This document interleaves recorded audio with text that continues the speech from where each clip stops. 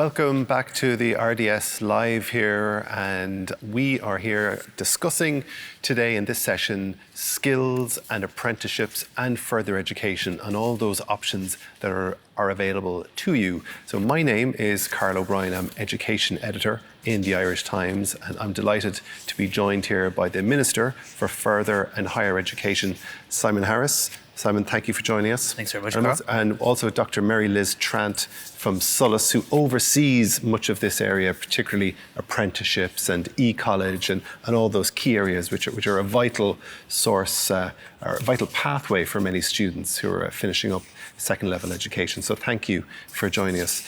We're here today really to look at further education and apprenticeships, and it's fair to say, Minister, particularly, we have an obsession in Ireland when it comes to the CAO system. And I think for many students who are out there, their horizon is really limited to that CAO form, and they're thinking, what level 8 course am I going to apply for?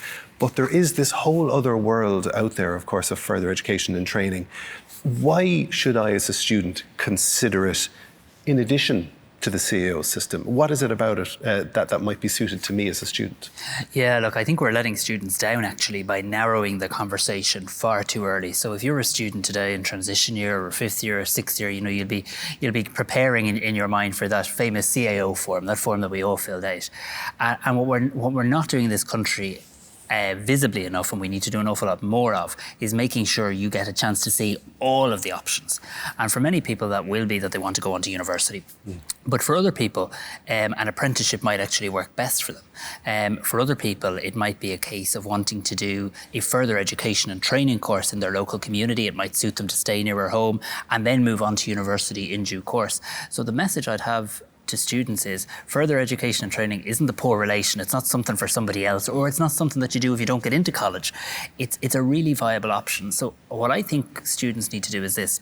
They need to decide, what do I want to do when I leave school? So what do I want to be when I'm finished in secondary school? Where do I want to get to in life? Decide that, and then decide what pathway best gets you there. It might be an apprenticeship. It might be going to the local further education college. It might be going to university. But instead of deciding the institution first, decide what you want to do first, because the education system has to be about you, the learner, the student, not actually about the institution or ticking a box on a form. So I think, and with the setting up of my new department, I think we have to do a whole revamp of the process students go through, so they get to see the full range of options, because there's so many opportunities out there for people. And Mary Liz and her colleagues do an amazing job showcasing it. This event does an amazing job showcasing it, but we've really got to shout it from the rooftops, because I've met so many students who maybe they went to college, went to UCD, dropped out, and maybe that was the end of their education journey. Whereas if they had known there were other options available, they might have made very different choices. Sure. And Mary Liz, when we talk about further education and training, what are we talking about? Because that in itself, it's a very diverse area, isn't it? It's really diverse, which is actually fantastic. Part of the challenge sometimes is first actually saying what it is, because it is so broad. I mean, it's community education, it's apprenticeships, like we were just talking, it's traineeships, it's post-leaving cert courses. There are actually about 200,000 individual learners every year that go through the further education system. So it's big. Yeah. It's big, and getting a huge amount of opportunity. So we have this fantastic hub now. This is fet.ie, and you can go and look at all of the courses available right across the board, and you can apply. There's the 16 education and training boards around the country who do a great job of promoting what they have on offer locally. And the huge expansion that we've had in the last few years is just all of the opportunities for people when they get a little bit older. So I think one of the big things that's happened in Ireland, in the last 10, 15 years is there's a much less of a sense that you have to get it right when you're 18 or 19. Yeah. You make a choice when you're 18 or 19, you see where it takes you, but there's so much else after that if you're in your 20s, your 30s. And companies and enterprises have really got into that whole space of offering opportunities to their workers to upskill. And there's a huge amount of investment by the state as well initiatives like Skills to Advance, where there are loads of opportunities for workers to actually take a free course or a very low cost course that their employer will invest in and upskill. So there's just a massive range, and I think part of the challenge for us right now is actually getting that message out there, whether it's to school leavers or to people who are a few years further on, and we have to keep working on that. One of the things that we've got fantastic feedback on this year is the stories that we now have on our website. So people who have taken a path that maybe they didn't originally plan and have ended up in the most fantastic jobs, careers, and just saying, I didn't know what I wanted to do. I didn't get what I wanted in the original path, but I took this path and it's been fantastic for me. And when people read those real stories and see that, they can see themselves in those stories. So I think part of our job is, making sure we get those stories out there and showing what the opportunities are, all those options that the Minister talks about, and getting the message out that actually there are so many ways to get to where you want to go. And Minister, you referenced there that idea that, students who are in their senior cycle, they're maybe beginning to get a bit stressed about their career choices and options. But as you said, the decision you make now isn't going to define you for the rest of your life. We're in a much different space than we were in previous times where you stuck in one job or one career for life. Yeah, I think that's the really exciting thing. And maybe sometimes it can seem like the stressful thing, but we need to actually see it as a really exciting thing. When our parents were coming out of school, they were much, much, much more likely than we are to have, decided they wanted to do one job, go off and train in that job and do that job and possibly do it for their entire working life. What we're now seeing is young people in Ireland, young people around the world, they'll dip in and out of different careers. And as Mary Liz rightly says, they'll probably want to continue to learn and pick up new skills as you work, as you go through life. And that's a really, really good thing. But I just think we need to actually have this conversation. We put huge pressure on people, on ourselves at 17 and 18. What do I want to do for the rest of my life? And then I have to fill out this form and I get the order right. And it's a ritual. It's like this Irish tradition. And we need to end that. We need to break that, because I know you had Brian Mooney on before this, and I was reading Brian Mooney's article in your paper during the summer, and he was talking about the student who didn't get the points to go to UCD or Trinity one year. They went and they did a year in a further education and training college. They got straight into UCD the next year. They benefited from that year in so many different ways. So I just sometimes think further education only comes on your radar if you didn't get what you wanted to get in your CAO, and that's the complete wrong way to look at it. Gotcha. And Mary Liz, on that, if I'm a student, how do I know that further education is for me, maybe as opposed to higher education or third level? What is it I should be looking for in myself to give a sense? Yeah, well, sometimes what people do is they're really unsure. I mean, I didn't know what I wanted to do for a long, long time, and I ended up kind of, finding, and the problem or the challenge maybe with some higher education courses is that you have to commit for 3 or 4 years. So sometimes it's really, a good option to say, okay, I'm interested in this area. I want to know more about it. I'm going to do a year or 2 years in a further education course. And I'm still on the track that I think I want to be on, but I'm actually getting a really good feel for what it's about. I'll probably get work experience. I'll be on the job. And also I'll get these really good study skills and learning skills that are going to stand to me whenever I actually make the big investment in my own education in a longer course. So that's a really good advantage. But I think it's about, and I think Brian was saying it and the Minister saying it, it's about, it's not either or. You can look at, when you're in your final year or in fifth year, you look at all your options and you can apply for CAO. You can apply for, look at fetchcourses.ie and apply for courses, or through your local education and training board. You can also then look at the apprenticeship route and start looking at potential employers, areas that you might be interested in. We've got a fantastic new website just launched in the last couple of weeks, apprenticeship.ie, and 58 programs there right across the whole spectrum. So you can actually look at all those options and have them all laid out in front of you, and sort of say, okay, as I go now, it's going to start becoming clearer to me what's the best choice for me. And I think with the kind of guidance that's out there now, we've got superb guidance counsellors and we're investing in that. And, I think people, there's a lot of help there, I suppose, to young people to kind of figure out, it's not the life choice forever, but the best choice at that point in time. Gotcha. And on apprenticeships, Minister, when I think about apprenticeships, I probably think of plumbing or carpentry or construction, those traditional craft apprenticeships, but it's changed radically in the last few years. Would you tell us about that? Yeah, that's exactly right. So there's such a broad range of areas in which you can do an apprenticeship. And you're right, we often think of an apprenticeship as a fitter or a welder, very important skills that we need more of in our economy. But there's also a much wider range, and we'd like to expand that even further.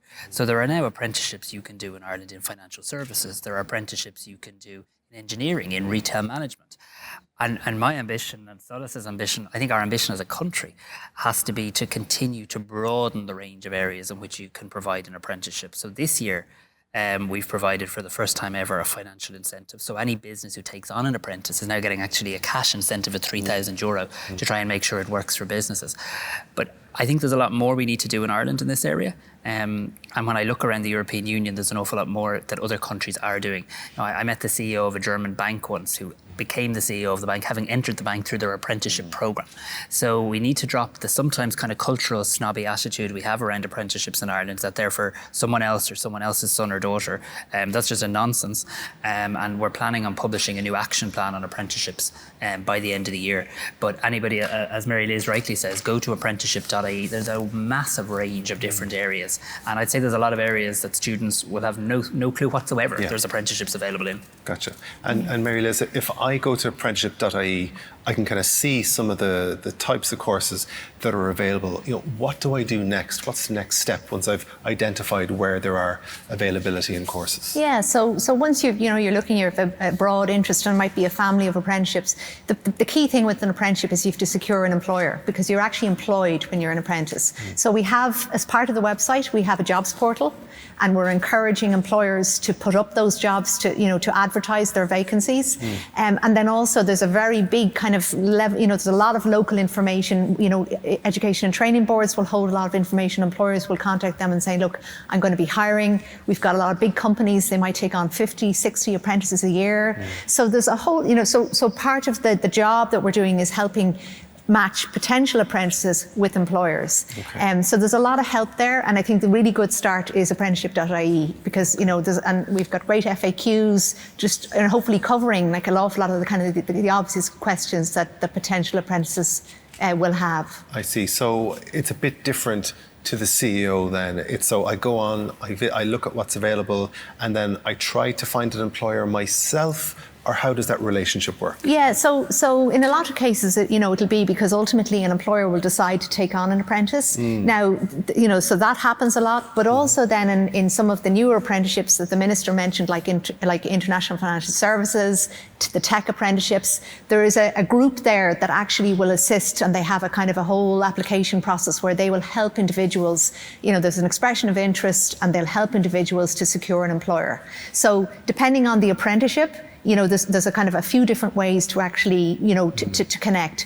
But what we're finding is, there's growing interest, and the big challenge is getting as many employers on board as possible. And the numbers are growing. The incentivisation scheme that the Minister introduced earlier this year has been a big success. Even, getting employers who never considered using apprenticeship as a pipeline, as a talent pipeline before, and they're getting on board. They want to know more. It's a kind of an opener, and that's really working well. So what I'd encourage people who are interested, and part of the research that people are doing is go on to apprenticeship.ie, find what you're interested in, and then there's all the links and information is there to get you to the next step. Gotcha. And Minister, if I am a student thinking about further education or higher education, if I have this right, if I'm considering higher education, I could be paying, €3,000 a year in college fees and all those ancillary expenses.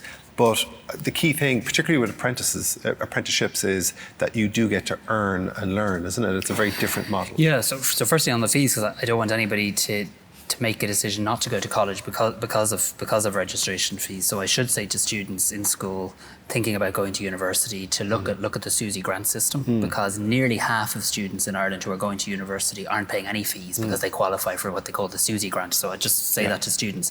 But you are right. I mean, we all learn in different ways. So, I mean, some of us, and that's a good thing, we should embrace that. Some of us will be happy to go to university for 3, 4, 5 years, enjoy the experience, sit in big lecture halls when we get through this COVID pandemic, and it will leave us one day, right?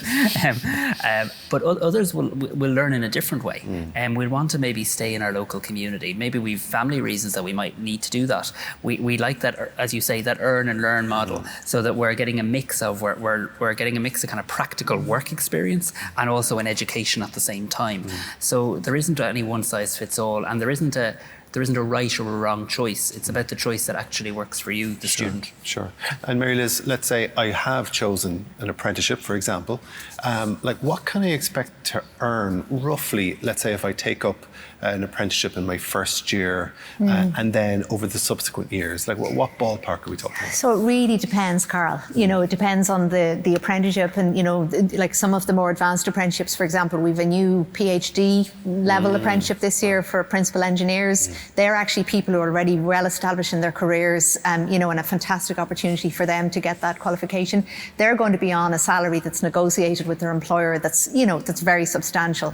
Then you've got the more entry level apprenticeships, you know, where you might be talking maybe, you know, 22, 25, you know, 30 even thousand a year. And it very much depends on, you know, the employer, the industry, you know, but what it does guarantee is that, you know, you are earning a salary, a decent salary, you know, and you're guaranteed that throughout your apprenticeship. And it just makes the whole learning experience and the opportunity a lot more viable and a lot more, you know, stressful in ways, you know, than if you were, you know, trying to navigate your way through with part-time work in a purely academic approach. And I guess you're in a much better position, possibly, to get a job at the end of it versus maybe many other courses, which have the link to employment mightn't be as firm and as strong. Is that correct? We're doing research on it, but, you know, one of some of the information we have is that a lot of apprentices are asked to stay on by their employers when they finish, you know, so they actually, you know, they want to be kept and they stay with their employer. And it's actually a great retention thing for employers because they, you know, they get that payback. You know, apprentices appreciate the investment and they want to stay. So there's a lot of that, but also because apprentices know what it's like to work, know what it's like to deliver, take initiative, all those kind of really key skills that employers look for when they're taking people on, they're kind of at a real advantage, you know, a serious advantage when it comes to then finishing their, you know, getting their qualification and looking for what the next, you know, their next step is. Sure. And Minister, you know, the pandemic, as you will know more than most, has really shaken up, obviously, society and the economy, and some areas of the economy which we might have considered to be really strong, maybe are struggling. I know others are really growing. Do you have a sense of where the skill gaps are and are likely to be? And that's the first part of the question. And secondly, if I'm a student, should I start to focus on where those skills gaps are, or should I just focus really on where my passion is? Do you have a sense of that? So I always say to people, focus on what you'd like to do in life, because if you're passionate about it, you'll never feel you've worked a day in your life. So I mean, you've got to do what you love. My parents used to always say to us as children, you know, success is liking what you do. And I really believe that. So I'd say to any student, follow your dream in terms of what you'd like to do with your life. In terms of the skills piece, I suppose the pandemic has changed a lot, and I'll touch on that now. But I mean, there's some still very obvious areas where we're going to need skills in the economy. Climate action is actually a really fascinating one. We have these very lofty and big targets around climate change. We're really serious about it.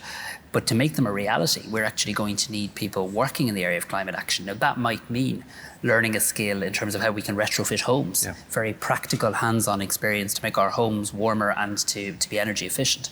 It might also mean deciding that you want to be a researcher, like we have in people in NUI Galway at the moment, looking into what we can actually do to make our world more environmentally friendly and to tackle climate. So climate is definitely a massive one. The whole area of digitization is obviously another. So more and more, whether it's in your job or my job, more and more things are going online, and there's definitely massive opportunities for anybody who has digital skills in our country, and they're very transferable skills as well. I think another area that I think a lot of students are going to be looking at in light of the pandemic, and students who I hear from talk to me about this, is the whole area of science. So I think we have a once in a generation opportunity to actually get our country excited about science and research, because we're all talking about it. Will there be a vaccine? How do you get COVID? How do face masks work, and how do you make sure they work effectively?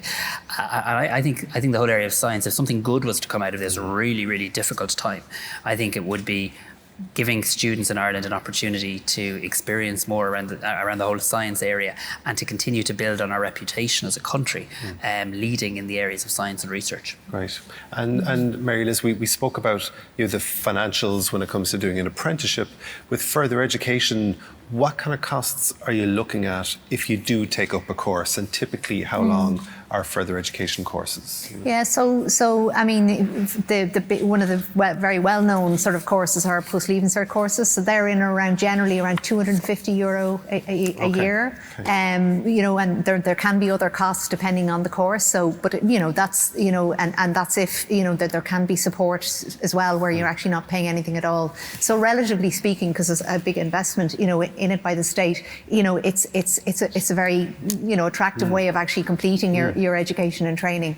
In apprenticeship, then there can be a fee that per year, depending on whether it's in further or higher education. Sometimes employers will pay that, and sometimes it's the apprentice themselves. But obviously, once apprentices are earning, that's helpful as well. Sure. So it's financially it's very attractive. And then all of those courses I mentioned, which are for employees, and they're in areas like green skills and digital skills and so on. A lot of the time they are that they're free. There's no charge for those. They're opportunities that employees can take up. Great. And I must say, if for students who are watching us here in your classroom or at home, you're free to send in questions, and we can put them to the Minister and Mary Liz Trant of Solas. And we have a few questions there, and one which I will ask you, Mary Liz, is do you definitely get accepted into college after doing a further education course? So that's that issue of obviously those linkages between further education and higher education. Could you speak to that, and how strong are those links? Yeah, so it's there are a lot of links, and very well established, and and I think some of the conversation earlier with Brian Mooning, he was pointing out, and it's very true, the colleges have found that students who come through the further education route do really well in their degree, and contribute really well to the life of the college that they're in. So there are good opportunities there, and plenty of opportunities. It's kind of like the same entry, but it does depend on how well you do. So you have to go in and work hard, and make sure that you're doing the modules that you need to for the But I mean, what I'd say is nothing is guaranteed, but there are lots of opportunities there, and in general, people who want a particular route will get it. Gotcha. And there's one I might ask you, Minister, which is, do you think apprenticeships should be more valued than the stereotypical, I just got bad grades in school? And when I ask you this, I'm also thinking of, we are unusual, certainly in European terms, I think, aren't we, in our take-up of apprenticeships? Yeah, we're complete outliers. Yeah. And that's not to say there hasn't been progress over the last number of years, and great work done by many, and there has. But actually, it's not progress by a state agency we need here. It's a national conversation. It's a conversation that we need students to be having with parents, teachers to be having with students. And it's about the fact that, like I say, apprenticeships aren't the poor relation, or they're not something that's for somebody else's kid. They're actually something that could work for you. Yeah. They're flexible. They give you a chance to earn. They give you practical work experience. They probably increase your chance of getting a job at the end. So we've a job of work to do to make as much information as possible available, to get as many businesses on board as possible. But I think all of us actually have a job to do in terms of having a conversation in our country about the range of options, and not confining this conversation to that CAO form and narrowing that conversation. So I mean, I just think it is so.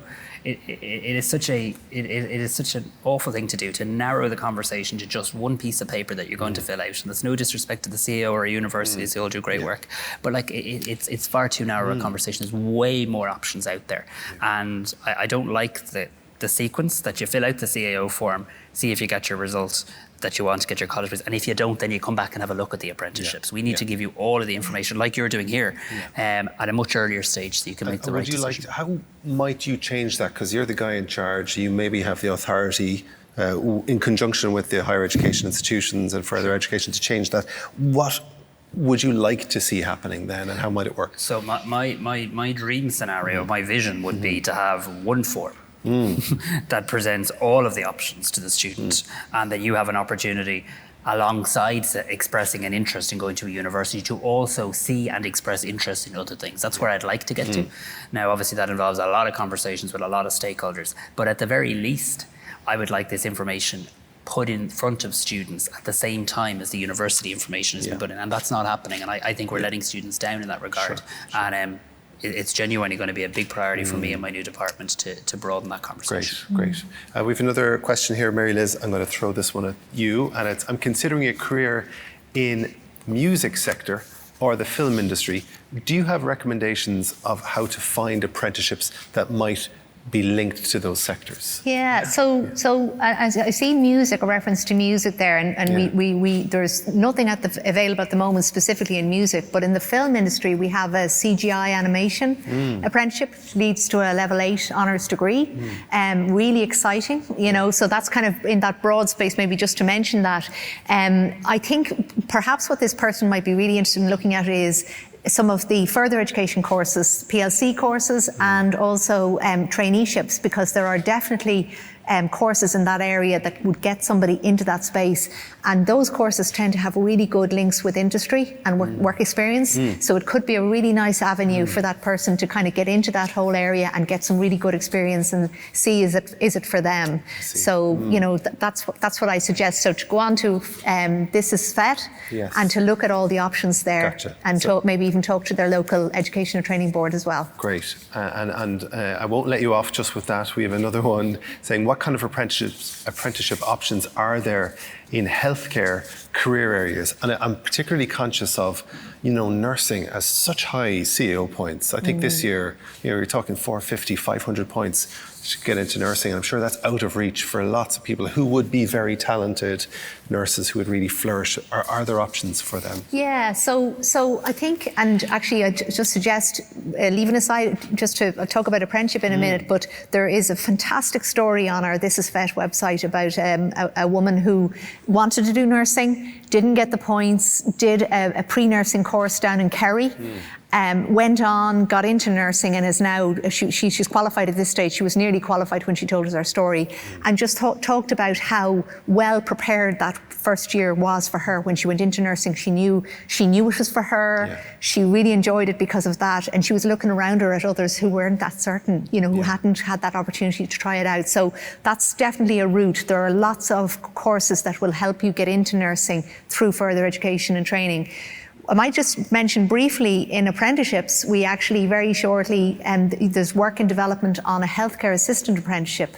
And that obviously hugely important, and to have those skills and to develop them right now at the moment. And we know how, just how crucial and central caring and healthcare has been, like, over the last year in Ireland and all over the world. So that's in the pipeline. It's on the way, and there's work underway on that, and I think probably over time, obviously nursing itself is a kind of, in a way, it's a kind of apprenticeship. It's very practical, so there's lots of routes in, and that healthcare assistant apprenticeship, it will probably be a fantastic stepping stone to nursing for people also. Gotcha. And any idea roughly when that might become available? At the moment they're looking at kind of early 2021. Okay. So okay. that's the plan. Yeah. So it's subject to a kind of a few final steps along the way, but it probably should be in or around early next year. Sure. And Minister, for the final word on this area, what strikes me from what Mary Liz is saying and what we know about further education is, whatever direction you choose to go, it kind of gives you that platform, I guess, doesn't it? Whereas sometimes if you're taking on perhaps, a 4-year degree course or something like that, you're investing an awful lot in it and it's high stakes. Whereas you can go into FET and you've less riding on it. You maybe have more options and a chance to really get a sense of, is this for me? Is this career sector the one that will really tick my boxes? Yeah, I think that's right. And I mean, what we need to do here is we need to take the pressure off each other. So there'll be students watching this and they'll be feeling pressure. We all remember going to school, feeling pressure about the leaving cert, feeling pressure about results, feeling pressure about the CAO points, and they're all important things. But I mean, my message to students would genuinely be this: there are so many ways to get to where you want to get to. Mary Liz made that point. I mean, yes, nursing had very high points this year. It often does, but maybe do the pre-nursing course and be able to go from the pre-nursing course into nursing, and you still get to where you want to get to. So the best thing you can do as a student is be aware of all of your options. Look at all of your options. That will take a little bit of that pressure off yourself. But know this: it's not just one choice here. It's about trying to plan your own way of getting to where you want to get to. And further education and training can be a really attractive option for you. And the year or the two that you might do in it will stand to you, whether that's it and that's enough for you and you want to go on and get a job, or whether you want to use it as a stepping stone to somewhere else. It is time that will stand to you. There are skills that you will benefit from. And I want people to know, because students are living in a very uncertain world, we all are. Often people are worried about jobs, people can't travel at the moment. I want people to know this: there is a course out there for you. It's just a matter of trying to get all of the facts, get all of the information, and we'll try and help navigate you to get there. Great. Well, listen, that's a great note on which to end this discussion. My thanks to Minister for Further and Higher Education, Simon Harris, to Dr. Mary Liz Trant, Executive Director with Solace, and myself, Carl O'Brien, in the Irish Times. So do take your time to look around this portal, talk to any individual colleges, talk to Solace, talk to any of the further education providers as well, to get a bit more information on whatever course it is that you may be interested in. And as Minister Harris said, don't feel stressed. There isn't pressure. There are courses out there for you and for everyone. So thank you very much for your time.